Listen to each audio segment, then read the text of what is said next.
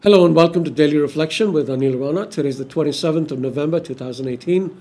We're going to reflect on Luke 21, 5 to 11. Listen.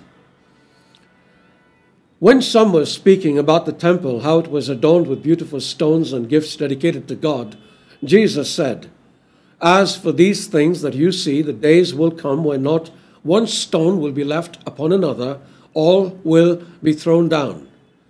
They asked him, "Teacher, when will this be? And what will be the sign that this is about to take place?" And he said, "Beware that you are not led astray, for many will come in my name and say, 'I am he,' and the time is near. Do not go after them.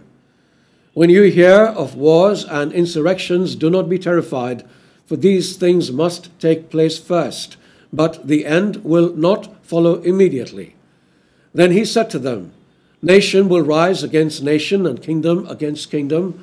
There will be great earthquakes and in various places famines and plagues, and there will be dreadful portents and great signs from heaven." The gospel of the Lord. In ancient days, the tribes of Israel worshipped God in sanctuaries that housed the Ark of the Covenant. King David wanted to build a more permanent structure, a task his wise yet foolish son, King Solomon, accomplished. This first temple was often called Zion, although it also referred to the city of Jerusalem. In 587 BC, King Nebuchadnezzar of Babylon invaded Jerusalem, ransacked the city, and destroyed the temple.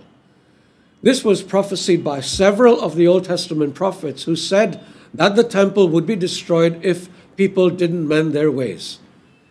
The destruction led to the Babylonian exile, with the Jews scattered across the globe.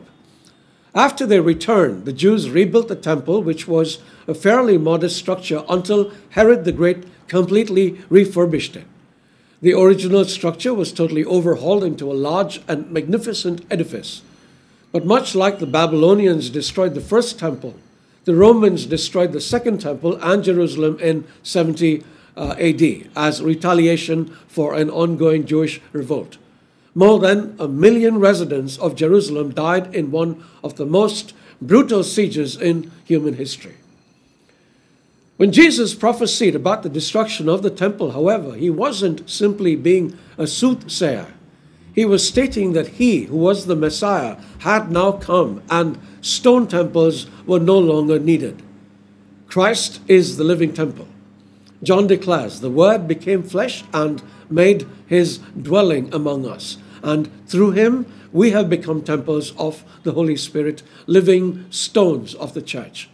And because of this, Peter says, "You are a chosen people, a royal priesthood, a holy nation, God's special possession, that you may declare the praises of him who called you out of darkness into his wonderful light."